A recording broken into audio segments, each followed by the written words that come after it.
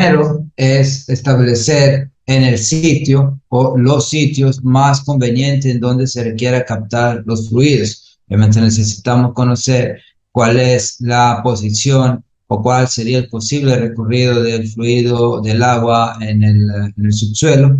Después hay que estimar el caudal crítico por cada tramo de diseño, que obviamente será la suma de los caudales aportados tanto por las aguas subterráneas como las aguas infiltradas desde la superficie.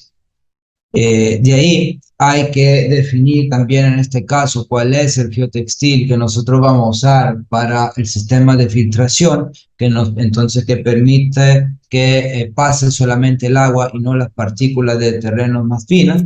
Y de esta forma nosotros también, escogiendo el correcto geotextil, vamos a aumentar la vida útil del sistema de drenaje, porque de ahí mantendremos la geored libre de posibles oclusiones que reduzcan lo que es su capacidad de drenaje.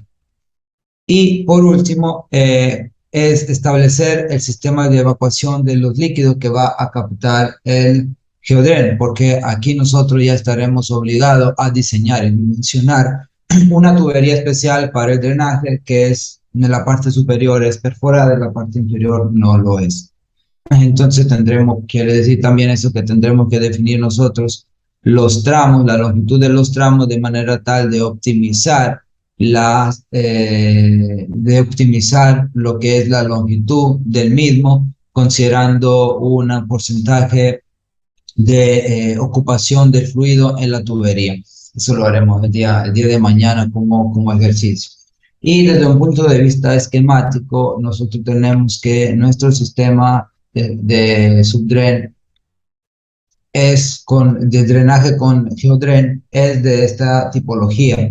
Ahora aquí ustedes verán, por ejemplo, geotextil no tejido PAPCO, tubería perforada PAPCO. Esto solamente porque viene este esquema desde el catálogo manual de la PAPCO, pero de ahí quitando el nombre PAPCO, eso es un esquema general. Nosotros aquí necesitamos tres elementos. Necesitamos el geotextil no tejido, que es usado como filtro para dividir el agua desde las partículas de suelo que pueden ser arrastradas por el agua subterránea. Después está la geored, que es esta malla sintética que está entre dos capas de geotextil, una a la derecha y una a la izquierda, donde se permite el flujo del agua. Esto es prácticamente donde nosotros vamos a concentrar todas las aguas que ingresan aquí, y habrá que llevar el agua que ingrese en esta geored hacia una tubería perforada. Y esa tubería perforada después enviará el agua hacia el punto de descarga, que nosotros tenemos que definir cuál es. Ahora entonces vamos a proceder con analizar la metodología de diseño del sistema de drenaje con geodren. Lo que ya le puedo indicar es que una buena parte de la metodología es no similar, sino igual a lo que nosotros hemos visto en la semana pasada para el subdren convencional. ¿Y hasta dónde es igual? Es igual en el momento de calcular los caudales. Los caudales van a seguir siendo los caudales infiltrados, los caudales debido al nivel freático. De ahí el mismo cálculo que tuvimos que hacer para escoger el geotextil, tendremos que hacerlo acá. Lo que sí va a cambiar es algo que en el otro sistema no estaba, o sea, el cálculo hidráulico para la geored, para verificar que obviamente todo el caudal que nosotros necesitamos drenar, la geored que vamos a usar lo pueda drenar, y también cómo dimensionar la tubería. Aquí nos proporcionan unos esquemas para poder dimensionar directamente la tubería sin hacer muchos cálculos. Listo, entonces vamos a empezar. Obviamente, la primera cosa que nosotros necesitamos hacer es determinar lo que es la ubicación de la línea de subdrenaje, porque necesitamos interceptar el agua lo más perpendicularmente posible, de manera tal que la línea de flujo o sea, el recorrido que hace el agua sea lo más corto posible. Y aquí está el mismo ejemplo que vimos la semana pasada de cómo determinar si voy a usar un subdren de tipo longitudinal o transversal en función de las pendientes longitudinales de la vía y transversal o bombeo. Repito, si nosotros necesitamos calcular el ángulo del vector resultante respecto al horizontal.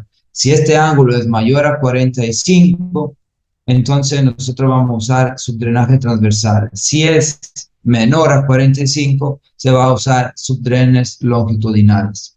Y como le indicaba, nosotros necesitamos considerar esto para que la línea de flujo sea la más corta posible y por ende eso que quiere decir que si el agua recorre la menor longitud posible antes de ser captada, la subbase y en sí la estructura del pavimento va a estar saturada el menor tiempo posible. Por ende, estamos tratando de reducir esta saturación que puede tener en el momento en el cual hay algún evento meteorológico o también incremento de nivel freático que pueda afectar la estructura. Eh, También se podría recomendar para mejorar lo que es para mejorar lo que es el drenaje, un geodren planar, que es un geodren planar, viendo en esta sección de aquí, voy a marcar, viéndole en esta sección, el geodren planar sería una otro elemento ubicado de manera horizontal o subhorizontal que en sí él capta las aguas que derivan desde la infiltración superficial, mientras que los dos elementos verticales van a captar las aguas que vienen desde el nivel freático. Pero por lo general esto se usa muy poco, por lo menos aquí en el país actualmente. La forma que nosotros empleamos por lo general de sus trenes es de este tipo. Las dos componentes verticales con su geodren vertical sin considerar un geodren planar. Pero cuando ustedes desde su cálculo ven que es demasiada el agua que pueden tener subterráneo por infiltración, podrían agregarle un subtren planar, obviamente, disculpen, un geodren planar. Pero, ojo a esto, deberán considerarlo también después en los gastos adicionales que eso ocasiona. Porque las aguas que capta este geodren planar se va después a descargar en las tuberías que después llevarán el agua hacia el punto de descarga.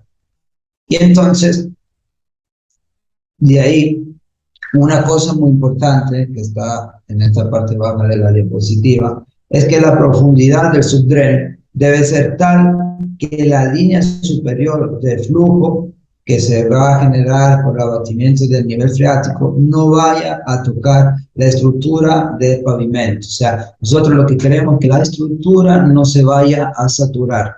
Por ende, cuando nosotros vamos a hacer nuestros cálculos, empezaremos diciendo, bueno, que vamos a poner la profundidad al inicio igual a 2 veces la profundidad del subdren, igual a 2 veces la profundidad del nivel freático.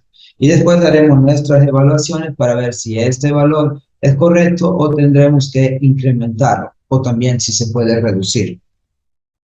Listo. Esta era la primera parte. Y prácticamente como concepto es igual a lo que vimos para el subdren de tipo convencional. Lo único que cambia la sección y los materiales que conforman el subdren. Ahora vamos a pasar a la estimación de caudal de diseño, que como ya se indicó, no va a haber ninguna variación. Nosotros lo que haremos es calcular el caudal generado por la infiltración de agua y lluvia, calcular el caudal generado por el abatimiento del nivel de agua subterránea, y sabemos ya que el caudal generado por escorrentía superficial nosotros no lo vamos a tomar en cuenta porque siempre consideraremos lo que es un sistema de drenaje superficial que elimina esta componente de caudal desde los que se podrían encontrar en el subsuelo.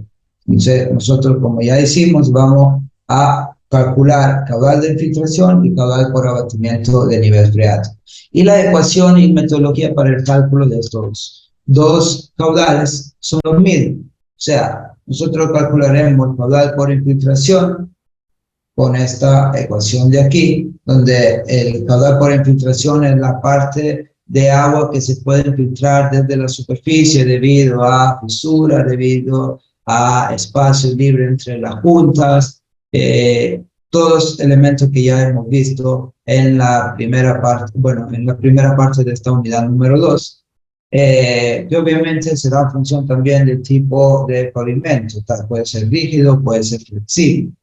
Y la ecuación es IR, donde IR es la precipitación máxima horaria de frecuencia anual, que obviamente está registrada en la zona de proyecto, y si no está registrada en la zona de proyecto, en la estación más cercana, tomando duraciones que van entre 60 y 120 minutos, pero recomiendo usar una duración de 1 hora de esta forma de maximizar lo que es la intensidad, y con periodo de retorno para la curva IDF de 2 años. De ahí, el B es dependiendo, repetimos aquí, ya lo hemos dicho la semana pasada, el B dependerá si el subdren es de tipo longitudinal o es de tipo transversal. Si es de tipo longitudinal, B será igual a la semibanca de la vía, o sea, la mitad del ancho. Mientras que en el caso del subdren sea transversal, B será la distancia entre los ejes de los subdrenes. Después, L es la longitud del tramo de drenaje, F con I es el factor de infiltración y F con R es el factor de retención de la base, donde FI y F con R dependen, el primero del tipo de carpeta y el segundo del tipo de base. Aquí está en la misma tabla que nosotros hemos usado en la clase anterior. FI, factor de infiltración, función de la conservación de la carpeta y del tipo de carpeta. Los primeros 3 son para carpeta asfáltica, el último para carpeta de concreto. Y F con R será función de la gradación de la base y también los años de servicio. De aquí están los mismos valores que nosotros hemos ya evaluado. Por eso que no me quedo mucho en esta parte. Después, el caudal por abatimiento del nivel freático se calcula de la misma forma que hemos hecho en la semana anterior. También se basa todo esto en la ecuación, la ley de Darcy y en la ecuación de continuidad. La ley de Darcy nos decía que la velocidad es igual a la permeabilidad por el gradiente hidráulico, y la ecuación de continuidad dice que el caudal es igual a velocidad por área. Entonces, si yo multiplico esto por el área y esto por el área, estoy obteniendo que esto es el caudal, y aquí deriva la ecuación para el cálculo de caudal. Acá es la permeabilidad, que dependerá de ensayos in situ que se puedan hacer para determinar este parámetro. Después, I es el gradiente hidráulico que se calcula con esta ecuación, donde nosotros vamos a hacer la diferencia entre el nivel o la cota inferior del subdren menos la cota superior del nivel freático, que divide que el B, que sigue siendo la semibanca de la vía, si es un subdren de tipo longitudinal, o la distancia entre subdrenes si estamos hablando de un subdren de tipo transversal. Y A sub A sería el área efectiva por el abatimiento del nivel freático. Entonces, aquí esto sale siempre desde la diferencia entre la cota inferior del subdren menos la cota superior del nivel freático. En este caso multiplica la longitud del tramo de drenaje. Entonces, si nosotros lo queremos ver aquí, esto es nuestro subdren con su longitud L, viéndolo desde un punto de vista desde un lado, nosotros tenemos que AA sería dado por esta altura, que es la diferencia entre ND y NF, por la longitud. Entonces, el AA es lo que estoy marcando en este momento. Esto es AA. Esto es L. Y como ya sabemos, el caudal por abatimiento de nivel freático se suele presentar de ambos lados del subdreno, entonces tanto por la derecha como por la izquierda, y por esto que nosotros en el cálculo del caudal total lo vamos a considerar doble. El caudal total será dado por el caudal de infiltración más 2 veces el caudal por abatimiento de nivel freático. Y aquí le indica que el caudal por escorrentía superficial no lo vamos a tomar en cuenta porque ya lo estamos drenando con el sistema superficial. Listo, hasta aquí como pueden ver no ha cambiado prácticamente nada en el cálculo de los caudales. Y tampoco cambia nada en la evaluación del geotextil a usar como filtro, porque también en el sistema convencional nosotros hemos usado geotextiles. Entonces los mismos criterios que hay que verificar, las mismas verificaciones hidráulicas hay que cumplirlas para este tipo de subdreno. Entonces, nosotros tenemos los 5 criterios que hay que cumplir: el criterio de retención, el criterio de permeabilidad, el criterio de colmatación y el criterio de durabilidad. Para hacer rápidamente un resumen de estos 5 criterios, el criterio de retención o también de tamaño de abertura aparente lo que hace es verificar que las aberturas del geotextil sean lo suficientemente pequeñas para obviamente evitar la migración del suelo, de la partícula del suelo, desde el suelo natural hacia nuestro sistema de subdreno. Y según el manual de Ingeniería de Geotextiles de la Federal Highway Administration de Estados Unidos, nosotros tenemos que el tamaño de abertura aparente tendrá que ser menor al tamaño de partícula que corresponden al 85% del suelo que pasa al ser tamizado, a tamiz 200, del D85, o sea, el D85, por un factor B, donde este parámetro B es un parámetro que depende del tipo de suelo y a filtrar, y eso puede variar entre 1 y 3. Entonces, aquí nosotros en la siguiente diapositiva tenemos, en base a tipologías diferentes de suelo, cuál debería ser el valor de B, o en caso que no nos den directamente cuál es el valor, nos indican cuál es la ecuación que nosotros tenemos que usar para poderlo calcular. Entonces, si nosotros tenemos arena gravosa, arena limosa y arena arcillosa, tendremos que calcular primero el coeficiente de uniformidad, que es dado por la relación entre el D60 y el D10. Si este valor, coeficiente de uniformidad, es menor o igual a 2 o mayor o igual a 8, el B es igual a 1. Si el valor del coeficiente de uniformidad está entre 2 y 4, tendremos que B se calcula como la mitad del coeficiente de uniformidad. En el caso en el cual el coeficiente de uniformidad esté entre 4 y 8, tenemos que el B es igual a 8 dividido el coeficiente de uniformidad. Para suelos arenosos malgradados, B se toma como valor entre 1,5 y 2.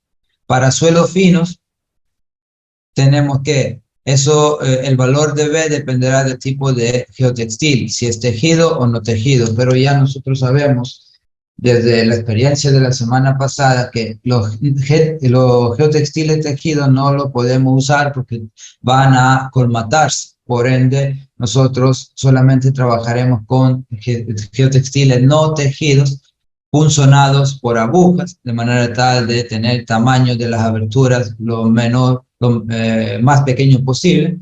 Y entonces, en este caso, el B será igual a 1,8. Y por último, para suelo cohesivo con un índice de plasticidad mayor a 7, el tamaño de abertura aparente tendrá que ser menor a 0,3 milímetros. Entonces, con esto, en función del tipo de suelo, se va a escoger cuál es el B y se compara el D85 por B con el tamaño de abertura aparente que deriva desde ¿dónde? Deriva desde el catálogo con las características de los geotextiles.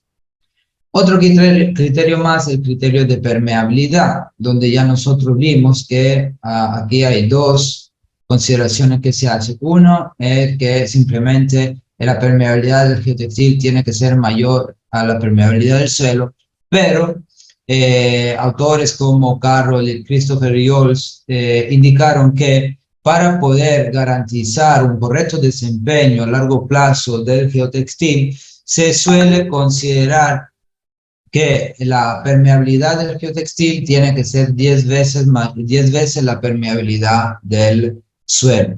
De manera tal, así nosotros vamos a reducir el riesgo de colmatación y también que la vida útil del geotextil sea más larga.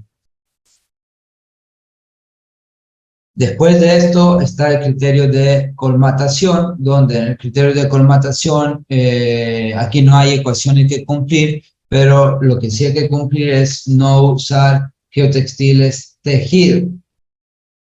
Esto no se deben usar los geotextiles tejidos. Lo que sí tenemos que usar son los geotextiles no tejidos funcionados por aguja, por lo que ya nosotros hemos comentado.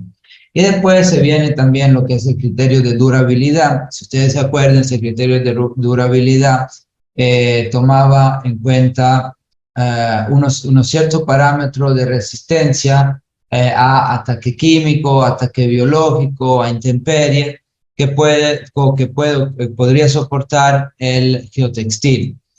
Pero esto en sí depende del tipo de material por el cual están fabricados los geotextiles.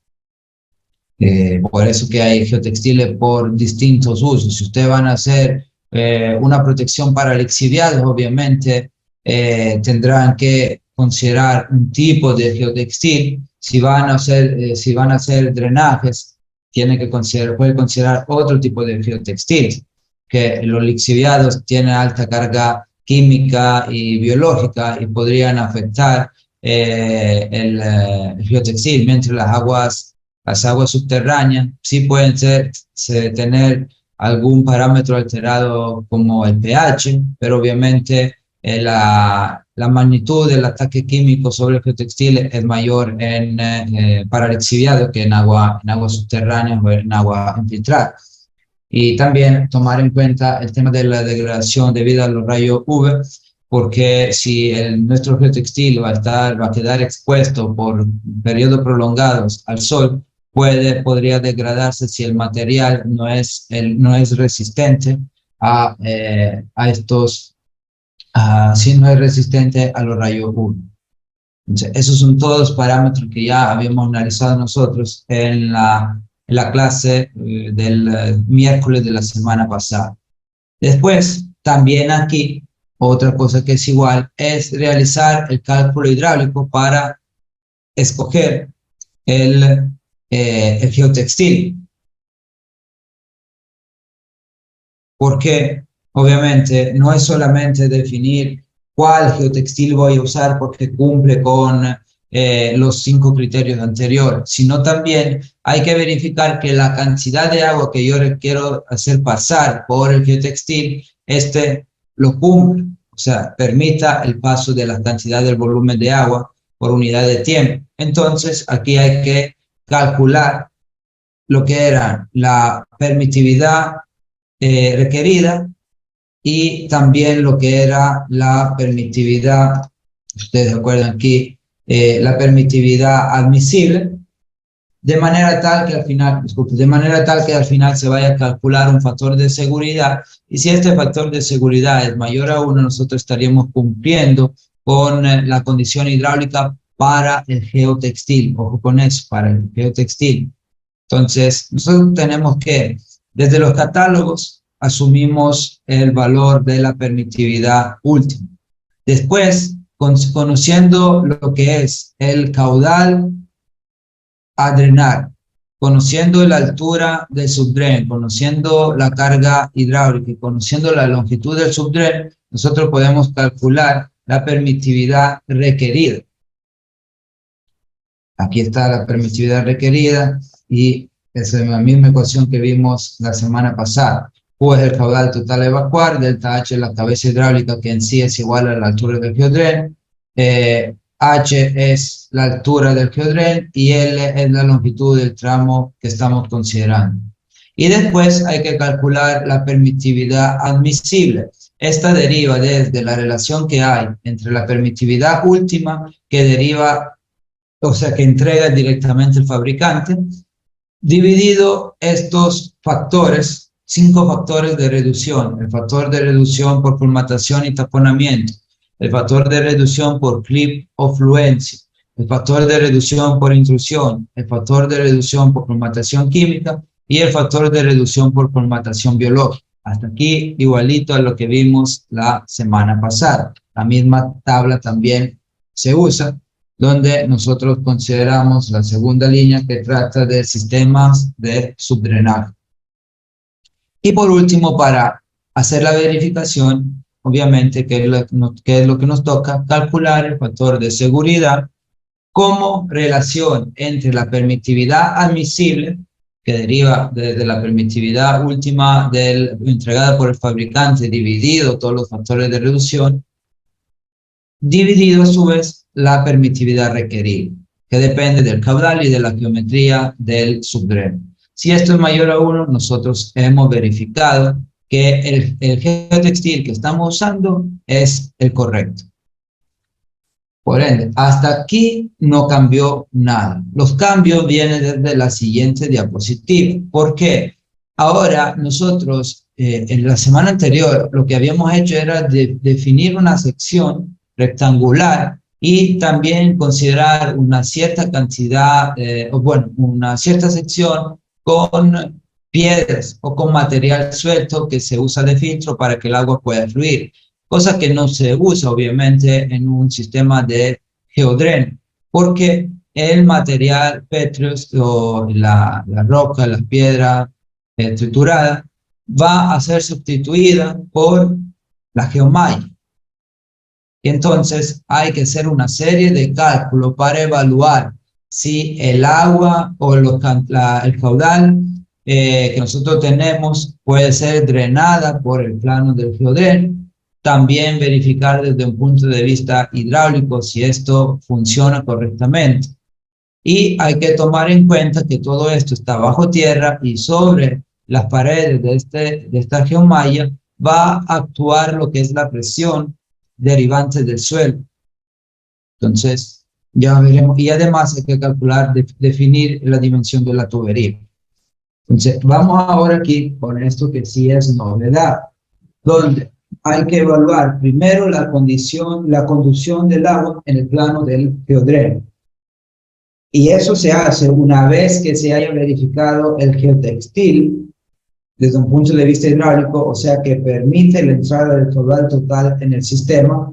Nos toca revisar también la capacidad del geodreno para transportar la cantidad de flujo o de caudal que nosotros tenemos en el plano de la geomalla. Y en este caso, nosotros lo que vamos a calcular es un parámetro nuevo que se conoce como tasa de flujo. Aquí está, tasa de flujo. Y esto nace desde la ecuación de Darcy, donde nosotros tendremos que la tasa de flujo prácticamente es la relación entre el caudal total y el ancho del geocompuesto,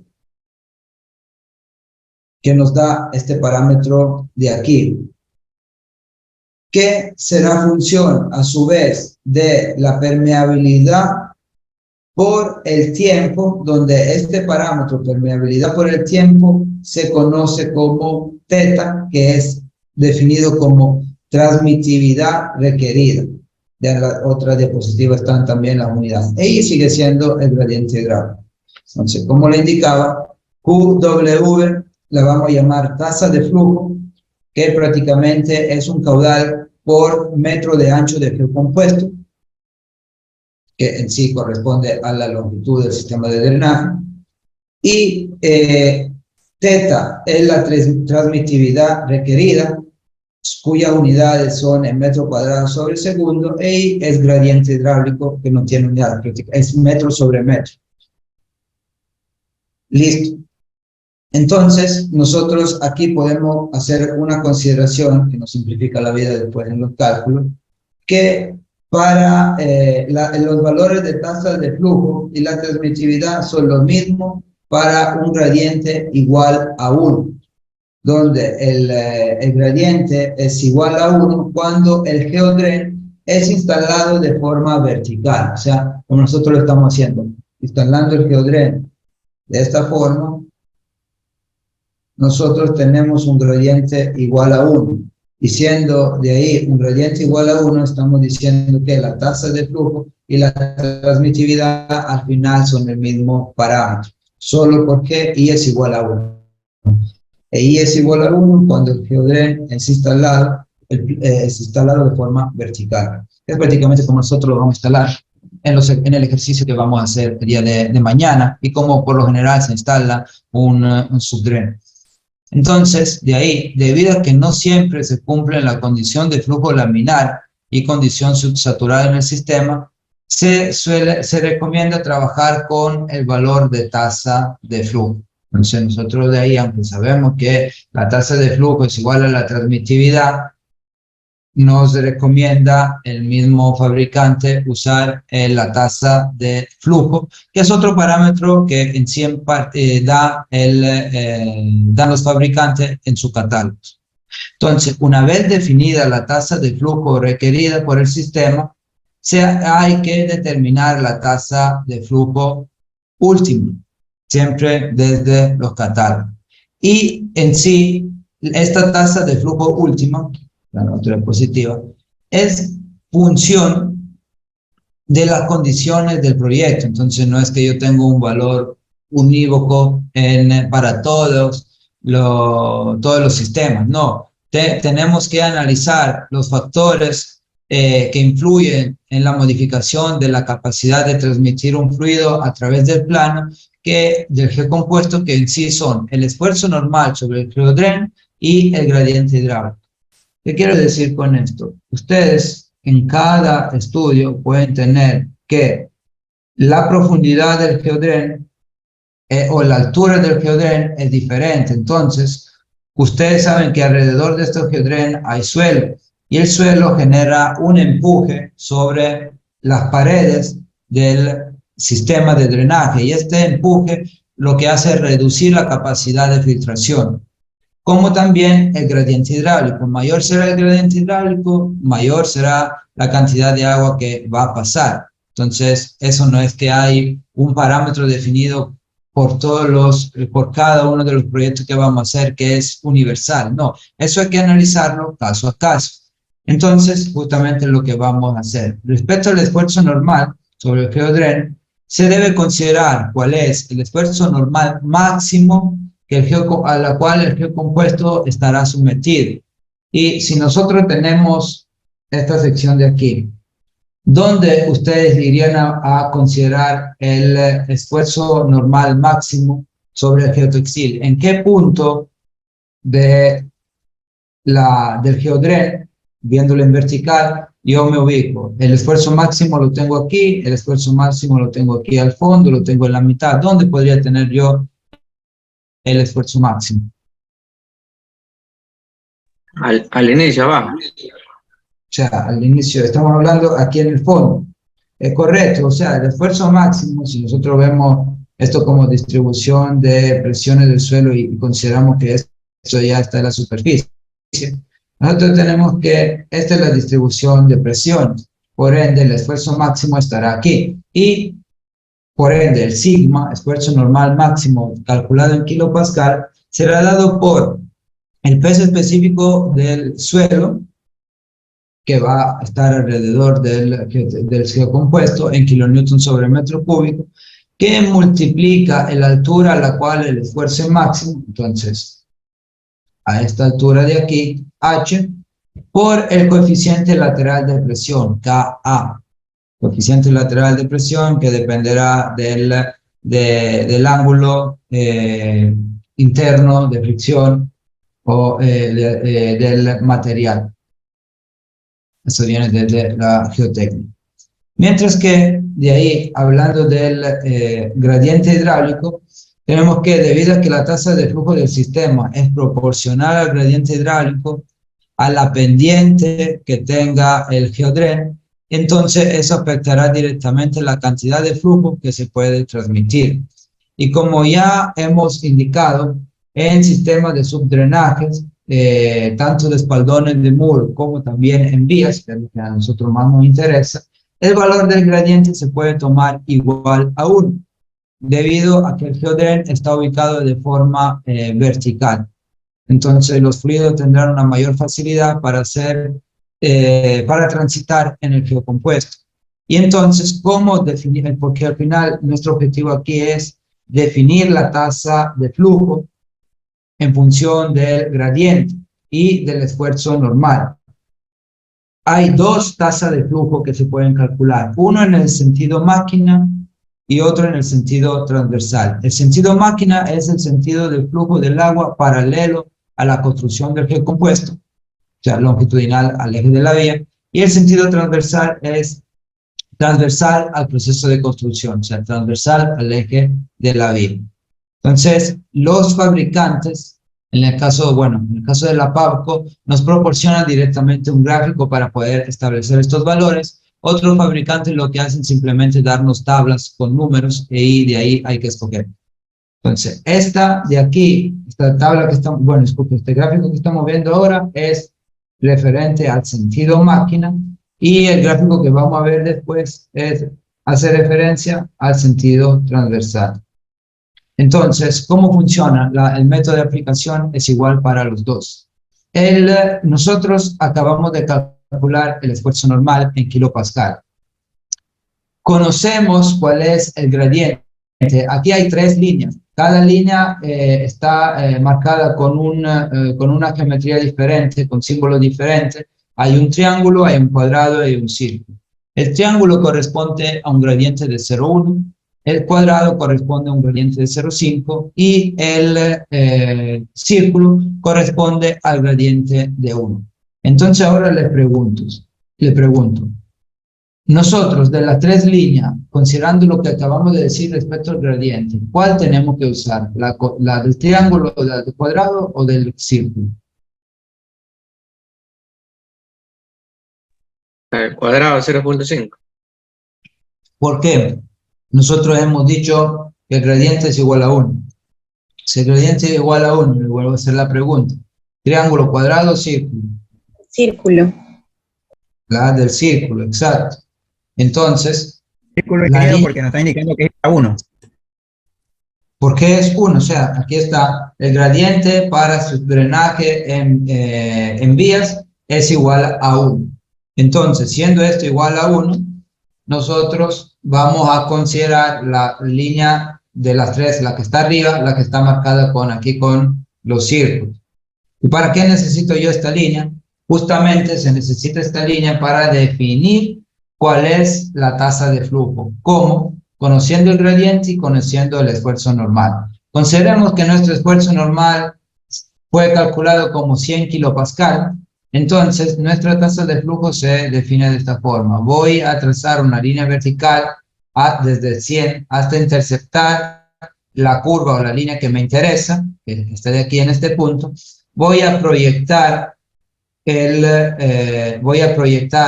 lo que es este punto con una línea recta horizontal y después aquí puedo leer cuál es el valor. Ojo que aquí nosotros tenemos que estos van aumentando en este sentido. Que aquí yo tengo 1 por 10 a la menos 2, sería esta línea. Aquí tengo 1 por 10 a la menos 3, 1 por 10 a la menos 4 y 1 por 10 a la menos 5.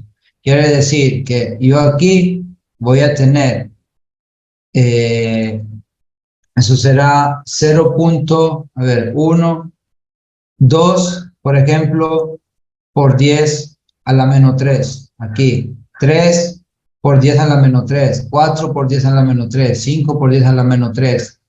6 por 10 a la menos 3, 7 por 10 a la menos 3, 8 por 9 a la menos 3, 9 por 10 a la menos 3, 10 por 10 a la menos 3 prácticamente es 1 por 10 a la menos 3 y a la menos 2. Entonces, este valor para nosotros será 1, 2, 3, 4, 5, 6, 7, es más o menos 7.5 por 10 a la menos 4. Y esa será nuestra tasa de flujo. O sea, quiere decir que por cada metro de ancho, de ancho, nosotros tendremos 7.5 por 10 a la menos 4 metros cúbicos sobre segundo de agua que puede pasar. Y lo mismo es válido para aquí hacer el cálculo para el sentido transversal, pero por lo general esto suele cumplir en la mayoría, casi en todos los casos. Entonces, ¿qué nos hacemos nosotros de esa tasa de flujo que hemos obtenido? Porque todavía no es todo. Tenemos que calcular lo que es la tasa de flujo admisible, porque la que deriva desde esta tabla, nosotros la consideramos como tasa de flujo última. Entonces, una vez que tenemos la tasa de flujo última, se pasa a calcular la tasa de flujo admisible, que a su vez también se calcula como la relación que hay entre la tasa de flujo último, que deriva desde la tabla que acabamos, desde los gráficos que acabamos de ver, dividido, ¿qué? Dividido 4 factores de reducción en este caso. Antes eran 5, ahora son 4. El factor de reducción por creep o fluencia, el factor de reducción por intrusión, el factor de reducción por colmatación química y el factor de reducción por colmatación biológica. Obviamente aquí ahora tenemos más áreas de aplicación de este tipo de geomalla. Puede usarse en campos deportivos, en rupturas capilares, muros de contención, en colchones de drenaje, drenaje de agua superficial para coronas de relleno, colección de lixiviados, primarios y secundarios. Y el último, ahora aquí tenemos subdrenes para vías, que en sí lo que nosotros estaríamos buscando. Entonces, de aquí derivan los 4 parámetros que ingresan en esta ecuación, donde la tasa de flujo admisible será igual a la tasa de flujo última que deriva desde los gráficos que proporciona en este caso el fabricante, dividido los 4 factores: reducción por creep, reducción por intrusión, reducción por colmatación química y reducción por colmatación biológica. Y de ahí nosotros tenemos la tasa de flujo admisible. Tenemos que calcular la tasa de flujo requerida, que es sencillo de calcular en este caso, simplemente es dado por el caudal total dividido la longitud del subdreno. Entonces, una vez que yo tengo estas dos tasas de flujo, tanto la admisible como la requerida, tenemos que nuevamente calcular un factor de seguridad global. Y si esto es mayor a 1, también esta condición que hemos definido como evaluación de la conducción del agua en el plano del geodreno es verificada. Pero todavía no hemos terminado. ¿Por qué no hemos terminado? Porque nos falta un último elemento. 3 elementos conforman el sistema de geodreno. Geotextil, que ya tenemos. Geored, que acabamos de ver cómo calcularla y verificarla. Y el sistema de evacuación de los líquidos captados por el geodreno, o sea, la tubería. Porque una vez que los fluidos son captados, se deben evacuar. No pueden quedar ahí en la geomalla. Tienen que ser drenados hacia un punto de descarga. Y entonces eso se hace con una tubería. ¿Y qué es lo que tenemos que hacer nosotros? Establecer el tipo y el diámetro de la tubería que nosotros vamos a usar. Y cuando el tubo tenga la capacidad de conducir la totalidad del caudal de diseño, entonces nosotros ya estamos seguros que eso es el diámetro. Pero acuérdense que por lo general los diámetros son fijos, dependen de los fabricantes. Nosotros trabajamos con diámetros comerciales. En los cálculos empezamos a hacer cálculos, obtener diámetro cualquiera, y eso lo llamamos diámetro teórico. Pero cuando ustedes de ahí van a presupuestar o van a definir qué diámetro van a usar, tienen que ir a un catálogo y decir, bueno, yo necesito tal diámetro, entonces voy a buscar el que viene el inmediatamente superior como diámetro, porque si escojo el inferior quiere decir que no va a verificar la condición hidráulica. Entonces, también aquí los fabricantes a veces nos ayudan, como hace la PAPCO, para establecer cuál es la tubería que nosotros vamos a usar, también en base a los catálogos de ellos, eso es obvio, y en la cual nos da un gráfico donde, conociendo la pendiente y conociendo el caudal, nosotros logramos establecer cuál diámetro vamos a usar. Los señores de la PAPCO, por ejemplo, tienen 4 tipologías diferentes o 4 diámetros diferentes de tubería perforada que se pueden utilizar en los tipos de geodrenes que estamos analizando el día de hoy, que son el 65 milímetros, el 100 milímetros, el 160 milímetros y 200 milímetros. ¿Cómo se usa este gráfico? Es sencillo. Ustedes conocen las pendientes. Bueno, actualmente no tenemos números, pero la van a conocer porque la pendiente también aquí del geodren será igual a la pendiente de la vid. Supongamos que nosotros tenemos el 1% de pendiente. Y después también ustedes conocen los caudales, porque lo acaban de calcular, porque es la primera cosa que calculan cuando empiezan a hacer los cálculos para que sea subdren de tipo convencional o geodren. Es el caudal que tienen que definir.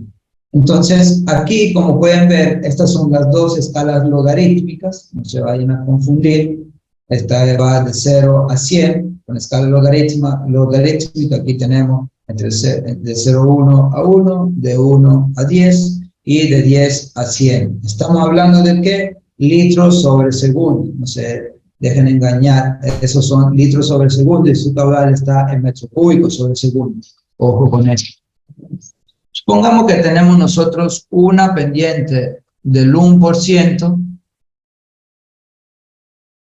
y un caudal de 2 litros sobre segundo. ¿Cómo uso esta tabla de aquí? Este gráfico.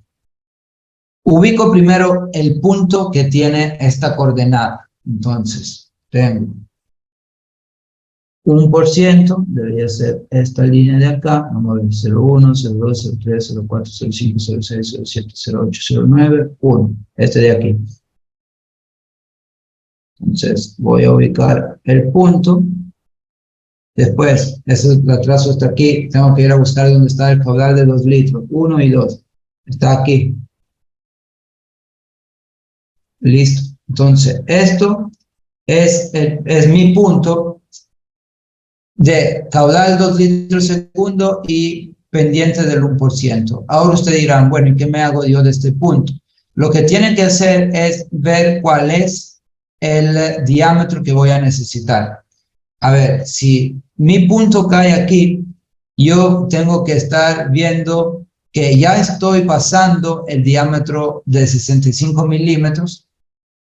No alcanzo el diámetro de 100, necesitaría teóricamente un diámetro que está entre 65 y 100, pero como comercialmente tengo o el 65 o el 100, ¿cuál voy a usar?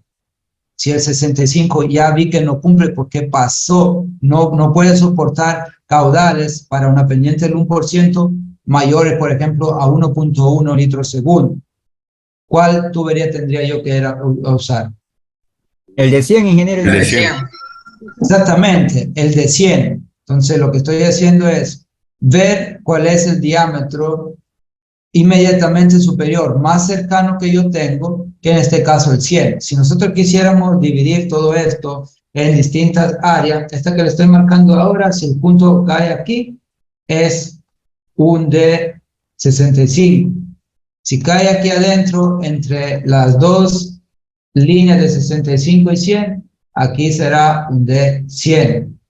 Si estoy aquí, entre la línea de 100 y 160, si mi punto está aquí, bueno, Aquí yo tengo que usar un D de 160 y si estoy en este tramo de acá, entre la línea de 160 y 200, tengo que escoger un D 200. Eso es como también la pueden ver para simplificarse la vida.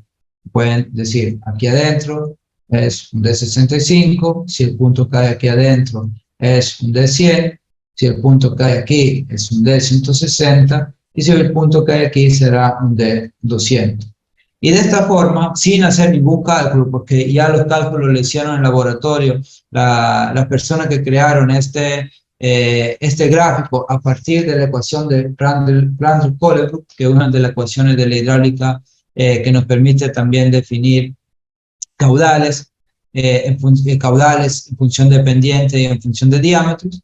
Nosotros hemos logrado también definir lo que es el diámetro de la tubería. Entonces, en resumen, voy a regresar a la primera diapositiva, creo que era la segunda diapositiva, esta de aquí. Como pueden ver, hemos definido criterios para calcular y verificar el geotextil, para calcular y verificar el geodren y para definir cuál es el diámetro de la tubería perforada. Para el geotextil y el caudal no cambió nada respecto al método convencional, al subdren convencional. Lo que sí se agregó, porque no es que cambió, es que antes no estaba, se agregó es los cálculos para la georred y los cálculos para la tubería perforada.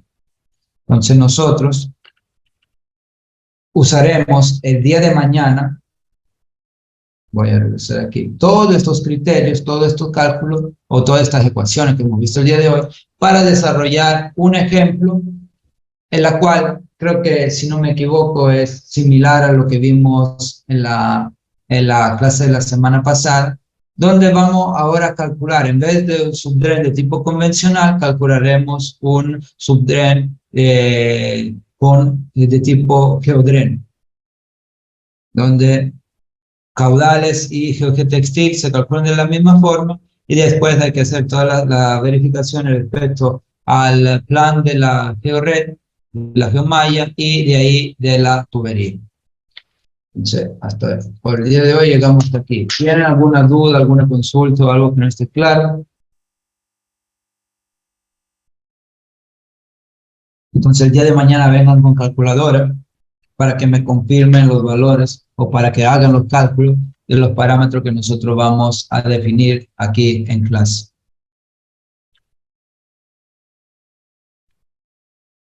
De ahí, desde la próxima semana, ya empezaremos con la nueva unidad, que es la unidad referente a drenaje vial, que es prácticamente la última del semestre, la última unidad del semestre, que prácticamente más o menos en un mes ya estarán en examen ustedes, viendo un poco el calendario. Creo que el 19 arrancan los exámenes del segundo parcial, 19 de septiembre. Algo así, 19, 26 y después ya desde el 28, 29 a los primeros días de octubre hay recuperación. Entonces, como pueden ver, falta poco, faltan prácticamente cuatro semanas más. Bueno, entonces, si no hay ninguna duda, denme un minuto para ingresar al SIU y proceder con la lista. Ya, ustedes de ahí tenían que hacer también, tenían una tarea referente al subdren de tipo convencional. Mañana, en vez que una tarea, le voy a enviar un taller, que igual le voy a dar tiempo para hacerlo, respecto al subdren de tipo, del tipo de subdren que vimos el día de hoy. Entonces, asistencia.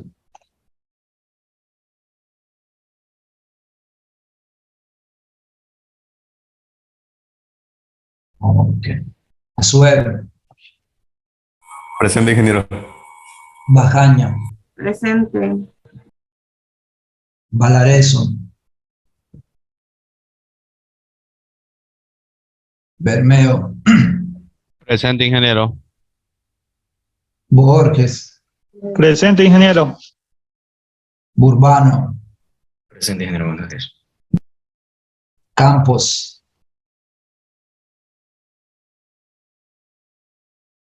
Cedillo. Presente, ingeniero.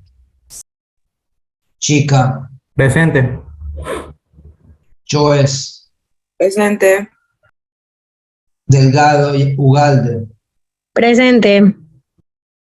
Delgado Yagual, Presente. Díaz,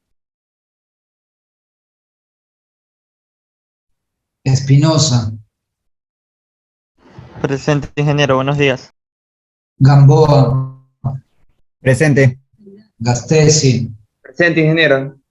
Gómez Ceballos, Presente, ingeniero. Gómez Olea,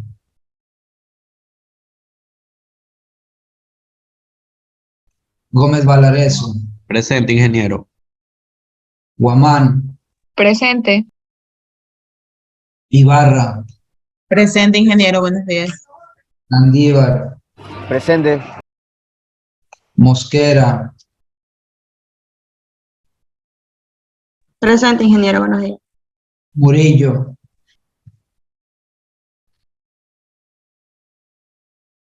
Paredes, Presente, ingeniero. Pazmiño, Presente, ingeniero. Bueno. Peña, Presente, ingeniero. Buenos días. Quinto, Ingeniero, presente. Buenos días. Regalado, Presente, ingeniero. Buenos días. Rivera, Presente, ingeniero. Buenos días. Romero, Presente. Sánchez, Presente, ingeniero. Buenos días. Sani, Presente, ingeniero. Buenos días. Santana, Presente. Toapanta, Presente. Villa, Villasís, Presente, ingeniero. Buenos días. Vite, Presente, ingeniero. Buenos días. Yuquilema, Presente, buenos días. Zambrano, Zambrano. Bueno, entonces, el resumen, vamos a ver quién falta.